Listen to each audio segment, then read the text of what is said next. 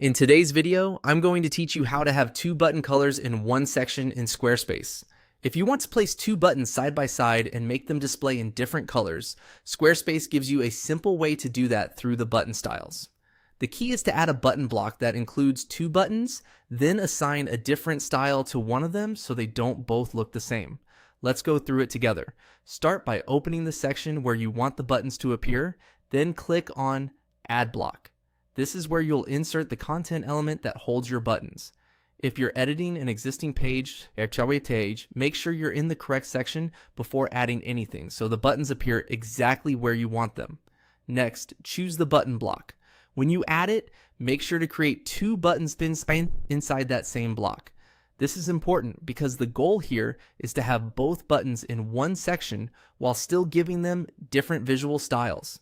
You can set up the text and links however you want later, but for now, the main thing is making sure both buttons are present. Once both buttons have been added, click the pencil icon to edit the button block settings. This opens the customization panel where you can control how the buttons look and behave. If you don't see the option right away, just make sure you've selected the correct button block and not another element in the section. Inside the settings, go to the button style area and click on the current style that's applied. This is the setting that controls the visual treatment of the button, including its color appearance based on your site's design settings. Squarespace typically uses style categories instead of letting you manually pick a completely separate color for each individual button in this view. From there, select the style you want. Your options are primary button, secondary button, and tertiary button. To create two different button colors in the same section, assign different styles between the two buttons.